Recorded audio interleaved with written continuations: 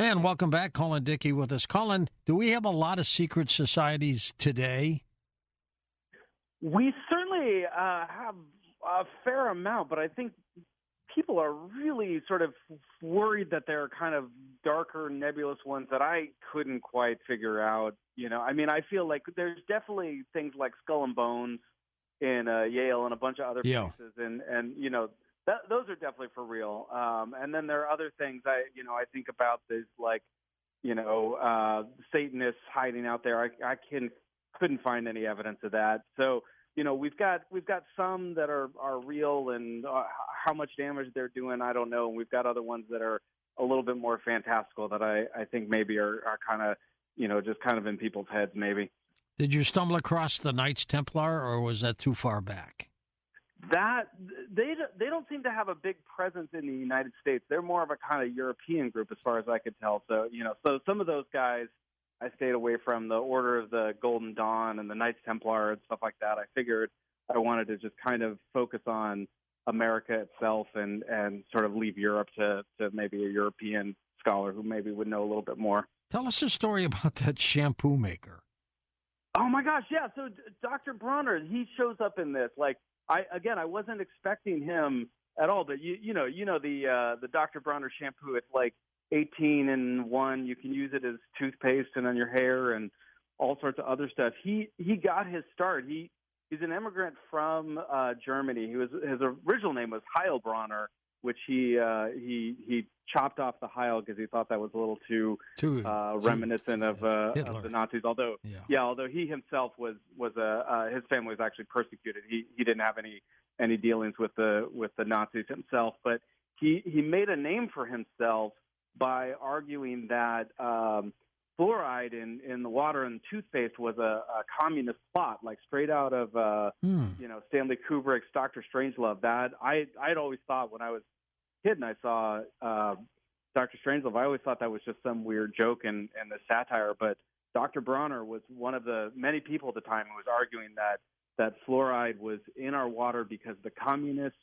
had put it there to enact some sort of mind control. So I was not expecting to see him show up, but there he was. He eventually moved on to making shampoo and kind of left that part of his life behind, I guess. Well, my jury's out about fluoride in the water, to be sure, but I'm not so sure the communists put it in there. Yeah, exactly. Yeah, I mean, I know a lot of people who are skeptical of fluoride in general, but I think even the people who are skeptical of fluoride, at the time they were like, you guys should really stop talking about that communist stuff because it's not winning us any converts, and you just make us all look a little crazy. Let's take some calls. Let's go to Gary in Pennsylvania, east of the Rockies, to get us started. Hello, Gary. Hi, George. Thank you for taking my call. I just have a comment and a question for your guest. Sure. My comment is about Thomas, the great Thomas Paine. He came here from England in 1775. From what I've read, Benjamin Franklin talked him to coming here, but within 14 years, he was a spark behind the American Revolution and later the French Revolution. And from what I've read, he wanted to have slavery abolished and give women the right to vote in the Constitution. They didn't go for it. Then he was locked up over in France for years. But why, in your research, did he belong to these secret societies, and why was he so excoriated? And he's like a footnote in history. You don't even hear about him. Okay, thank you for taking my call, George. All right, thank you. What do you know about Thomas Paine, Colin? Yeah, you're right, Gary. Yeah, he definitely was, I think from our modern perspective, a kind of more progressive guy and kind of maybe out of step with his time. People weren't kind of ready for those ideas, and maybe that's why they treated him as a little bit more dangerous. I don't know that he was a big player in the Freemasons or any of these other conspiracy theories. I think that he just was kind of one of these guys who just had these ideas. And that is the thing I learned is that, the Freemasons, when they started in England, they had this whole their meetings were secret, and as such, it allowed them to discuss things that maybe were considered a little taboo or dangerous. Things like, atheism or democracy or women's rights or whatever. They could do that in secret without worrying about, the king or whomever clamping down on them. And that's kind of how they got that reputation, even even if the stuff they were discussing from our perspective maybe seems, kind of pretty middle of the road. Some of these things are kind of bizarre, aren't they, Colin? Yeah, I mean, some are more bizarre than others. As I was saying, I mean, like some of the stuff that was discussed in secret seems really straightforward. Other stuff seems, really crazy. I think the CIA, LSD brothel is one of the crazier things that I came across. There was another plot by the FBI. They wanted to infiltrate the student movements of the 1960s.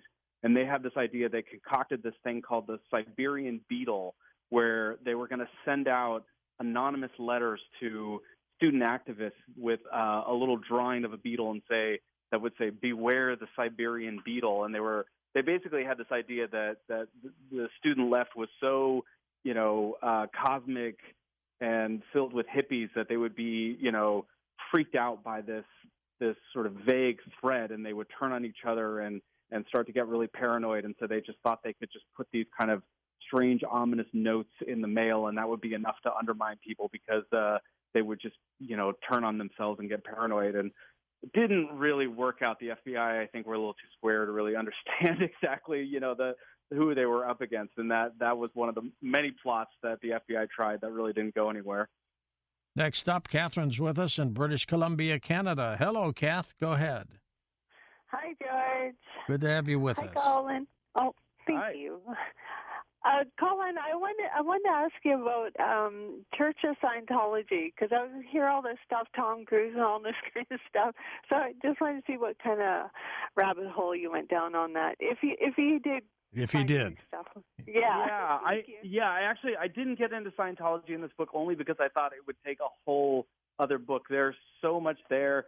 I used to live in LA, and I remember when I first moved to LA, going out to lunch with somebody and, casually mentioned Scientology, and her eyes just got wide, and she just kind of shushed me, and she pointed over my shoulder, and there was one of those Scientology buildings just sort of looming as though, there would be somebody on the top floor with binoculars watching us. And there's a kind of, there's a lot there. And I know there's been some books about people who have left, and their experience. And unfortunately, I just felt like there was just so much there that I couldn't quite get it in there. Maybe a future book. I wish I had more for you on that, unfortunately. Colin, are the Moonies still around? I don't think the Moonies are around. There are different other little crazy religious cults that have sprung up. There's that one in Pennsylvania where they all have automatic rifles, and they do all their worship service all, decked out in, AR-15s and stuff like that. They're not Moonies, but I think they're kind of a vague offshoot of them. And when I lived upstate New York, there was this cult that was buying up a bunch of property around me. They eventually, I think they were based out of San Francisco or something like that. I forgot their name, but they're sort of slowly expanding here. So yeah, we've still got these crazy cults in various forms, and they're, trying to spread their influence using the internet and stuff like that. You kind of see them pop up all over the place. Did you do anything about the Salem witch trials or anything like that? I mean, that's like our first great conspiracy theory, right? Yep. That's like from the very beginning, this idea that your neighbor, who just looks like your stand-up Puritan, just like everybody else, it turns out, she's in league with the devil. And even though she seems like just a kind old woman, she's actually working behind the scenes doing her magic to undermine you. And so like, the Salem witch trial is kind of the first great American paranoia. And one of the things that came out of it, Cotton Mather's book, which is called Wonders of the Invisible World. I think that's such a cool title, and it's something I think that runs through the book as a whole, this idea that, there's this whole invisible world populated with these people, and not just these people. I mean, other books like that I've done where, the invisible world includes ghosts or UFOs, and there's these kind of wonders that we're always sort of feeling the presence of, even if we can't ever put our fingers on them. Okay, next up, let's go to Eric, truck driving in Indiana. Welcome to the show. Eric, go ahead. Good morning, George. I wanted to ask your guest, Colin, about, that Waco thing was a terrible thing. I just want to ask him about if he ever heard of any real truth that came out of that. And I also seen an article the other day on the internet where say it was going to defund the ATF. So how about any of that? Have you heard of any of that? Or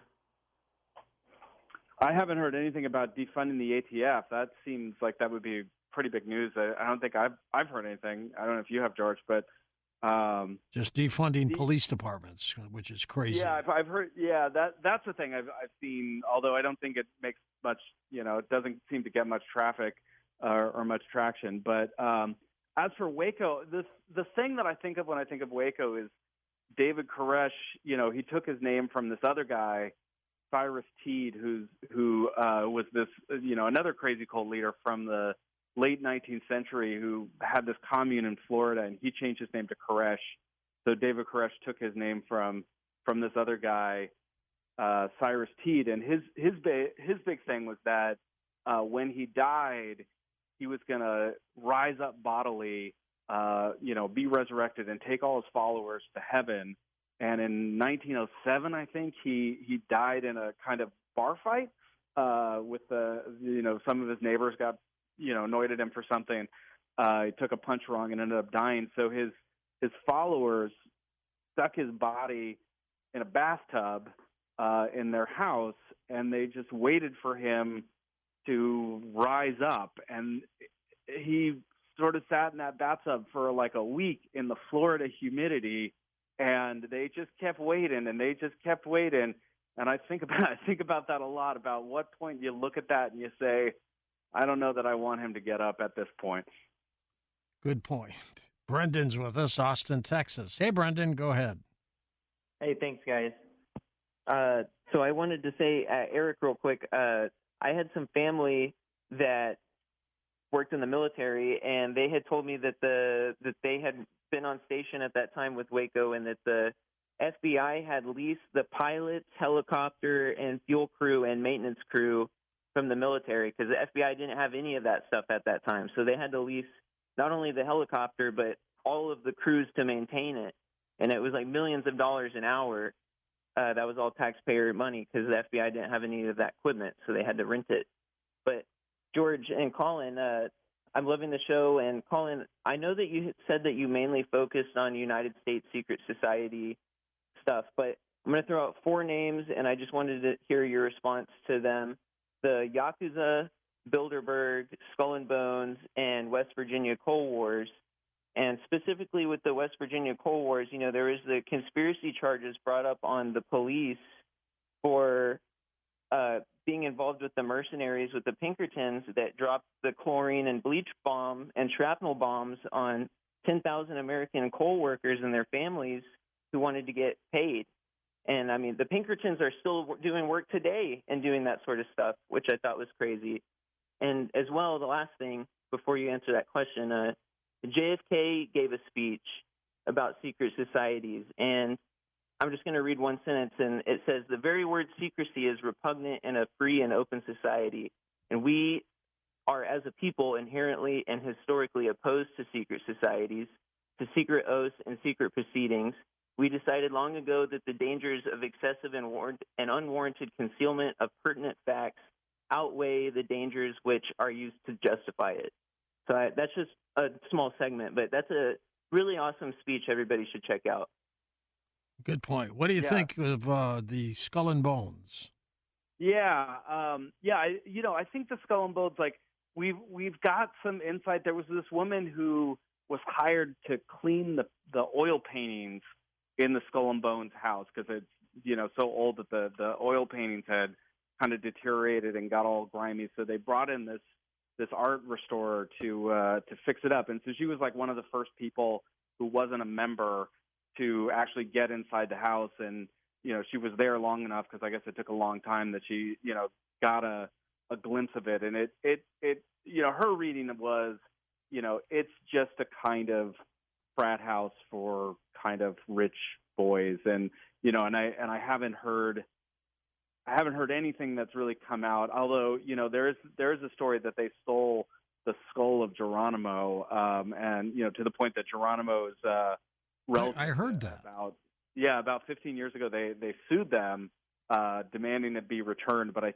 think it's been a while since I looked up that particular story, but I think it resolved that it wasn't actually Geronimo's skull. It was just some anonymous skull they had. But in answer to that fascinating story that your caller brought up about the West Virginia coal wars, like I didn't talk about that one, but I did talk about a very similar situation in Pennsylvania, in this town that is now called Jim Thorpe, Pennsylvania, where the kind of Irish laborers were striking, and the Pinkertons decided to infiltrate them. And one of the things they did is they went after this Irish fraternity group, the Ancient Order of the Hibernians, which were again kind of modeled on the Freemasons. And the Pinkertons infiltrated that and undermined this striking movement, this union, and it led to some pretty terrible, egregious human rights violations, and a bunch of people were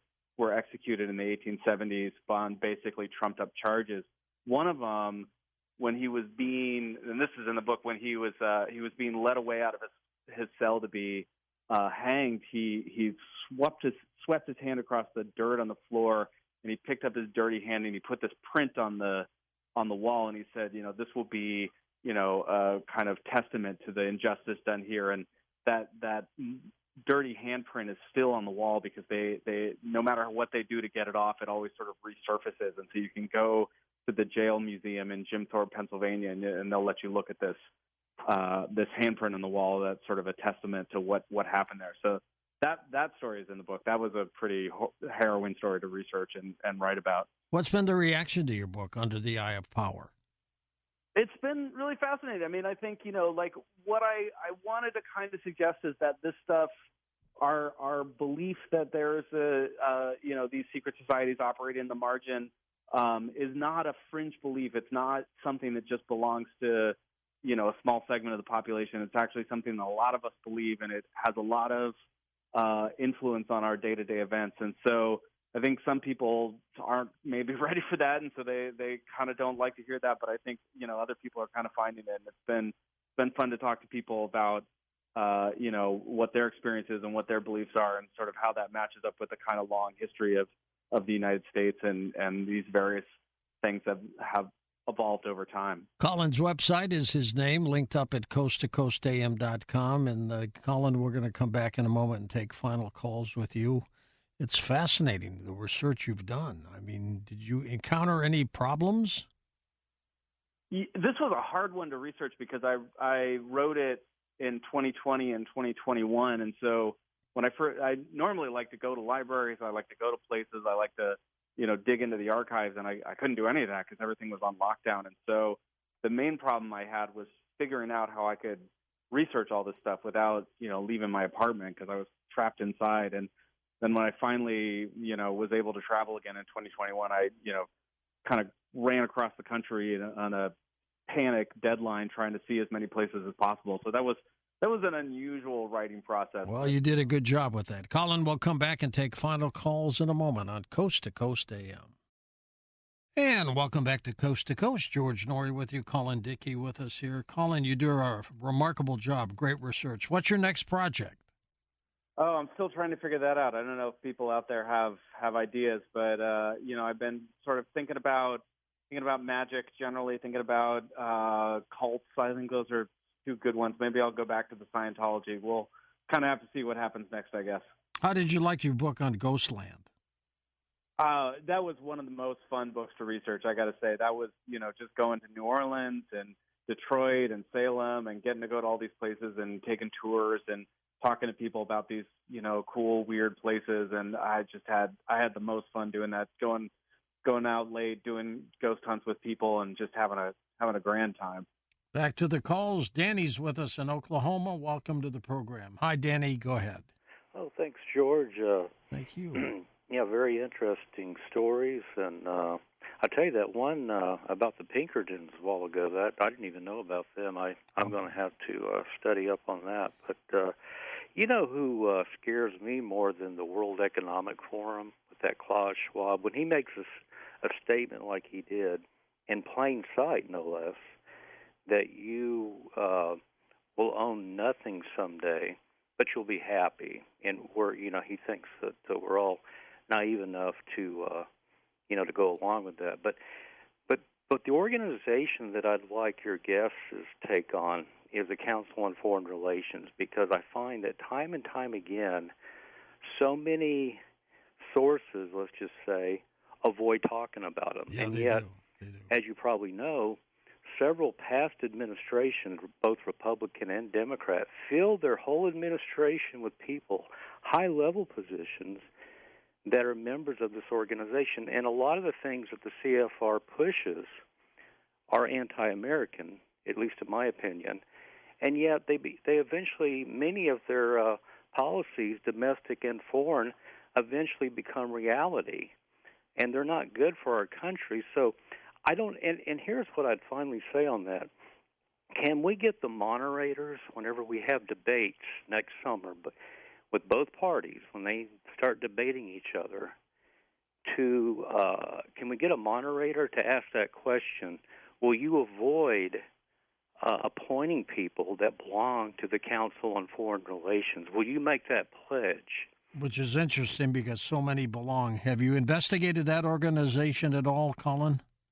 I think that's such a common thread through our whole history. Yeah, these groups that are, as your caller says, just sort of in plain sight, but they're mixed in with government. They seem to have this kind of outsized effect. I think you're right that it doesn't seem very healthy for democracy. I think you're also right. Your caller's sort of saying we really have to get more involved. I think a lot of times you read about these things and you kind of they seem so all powerful. It seems so like the deck stacked against you. It's maybe not even worth trying. But you're right. You got to participate. You got to make your voice heard. You got to get in touch with the journalists who are in charge of these debates and are interviewing these people and kind of make your voices known. I think that's the only way you deal with these kind of these groups that are kind of have their thumb on the scale is making sure that everybody is not checked out, not just sort of given up, and really trying to actually get back in there and make sure that politicians, Democrats, Republicans, whoever, are answering to the people and not whoever's writing them the checks. Colin, would you say generally that the secret societies are good or bad? I was really surprised when I wrote this book, because I sort of thought of them mostly as bad. But as I mentioned at one point a little earlier, like one of the groups that I think fits the bill of a secret society is the Underground Railroad, who were violating the Fugitive Slave Act and getting enslaved people out to freedom. And I think that's pretty good. I think that there was a group that in 1970. I also wrote about this, who broke into a field office, the FBI field office in Media, Pennsylvania, this small town, tiny little field office. And this group of 8 people broke in and stole, tens of thousands of pages of classified FBI documents. And that's how we learned about, the project known as COINTELPRO, which was the FBI spying on, civil rights leaders like Martin Luther King Jr., as well as activists and other people. And we wouldn't have known about that if this little secret society of 8 people hadn't broken in and taken these files. So I think a lot of times they're bad. I think it's bad when you've got a group of people who don't feel that they answer to anybody but themselves, and they aren't transparent, and they start mucking around in democracy. But every so often, I think you find a group that is actually motivated to do something good and just, and if they work in secret, maybe that's okay too. Let's go to Ruth in Maryland. Welcome to the show. Hello, Ruthie. Hi, thank you, George and Sure. Colin, for taking my call. And I just had one question. I wanted to know if you've ever heard of the Knights of the Golden Circle, and do they still exist? I saw a long time ago on the History Channel, they mentioned it was either Jesse James or John Wilkes Booth, or maybe both of them that were in that group. And I just wanted to know if you've ever heard of that. The Knights of the Golden Circle, Colin. Knights of the Golden Circle. No, I don't think they exist anymore. I think you're right. That was a kind of brief 19th century flourish, and they flared out back in the 19th century. The other cool group that I found that you might be interested in that I wrote about was let's see if I can get this right, the Knights of the Invisible Jungle of the Tiger's Eye. That's what they call themselves? Yeah. It was like the organization got together and every member got to add a word to the title, and they all jumbled it together. This group. It's really hard to find anything about these guys, but in the 1920s, when the Ku Klux Klan was back in business and they were, threatening people and just, doing all this sorts of violence again, this group that called themselves the Knights of the Invisible Jungle of the Tiger's Eye decided they were going to be a kind of anti-Ku Klux Klan, this sort of secret group that was going to fight back against the Klan. So instead of white robes, they had black robes. And they, so it's not clear that they did much, but they kind of had a press release. They released some photos of it. You can find these photos of these guys in these black robes, and a kind of announcement that they're going to be working behind the scenes to fight the Ku Klux Klan. But I couldn't. It's very hard to find any tangible proof of this. This may have just been a kind of one-off, but I think they get points for the weirdest name of any secret society that I've ever come across. In Albany, New York, we've got Steve. Welcome to the show. Hey, Stephen. Good morning, George. It's Steve from Albany, New York. Our cab driver. Yes. And I want to ask him about Nexium. One night I had a passenger in my car, a fare, who said, drop me off at such and such place. So I drove him up to where he had to go, and he gets out, and he goes, see that house there? I go, yeah. He goes, that's Nexium right there. And they were an oddball group, if you ask me. And I don't know how they got as far as they did, but I want to know what he has to say about them. Nexium. You ever heard of them, Colin? Yeah, that's crazy that you were that close to that house. I mean, yeah, it's one of those cults that got in the news for basically coercing mostly young women into doing kind of terrible things against their will. And that's such a terrible kind of recurring narrative in the United States. I mean, Manson family may be the most obvious, but these are all over the place. There's one in San Diego called the Temple of Love for a while, and I can tell you that one of the ways they work is really fascinating. It's called love bombing. I don't know if you guys have ever heard this term. Love bombing? Love bombing. It's the same thing actually that fraternities use during Pledge Week, where you like hazing people. Yeah. Well, so what you do.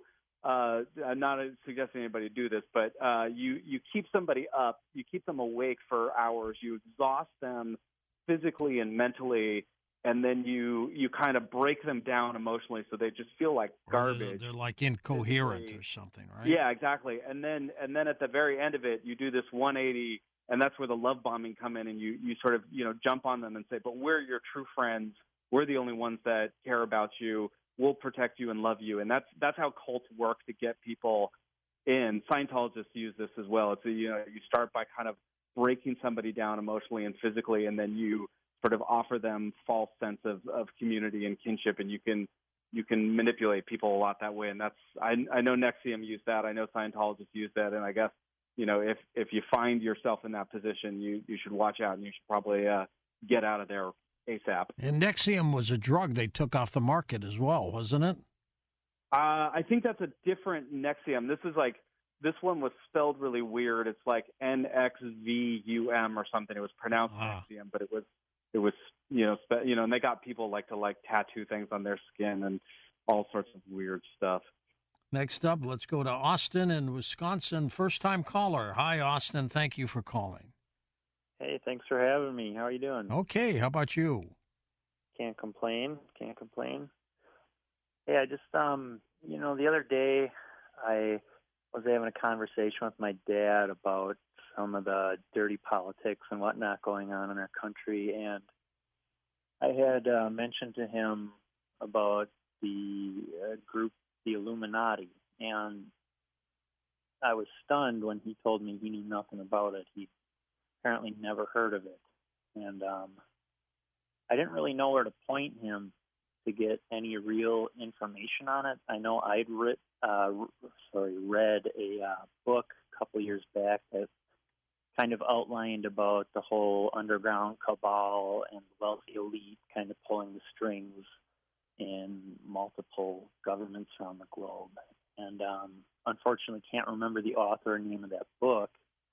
And I'm just wondering if you can maybe outline a couple key points about them and maybe give me an idea of some resources that I could find some actual, legitimate information about that group.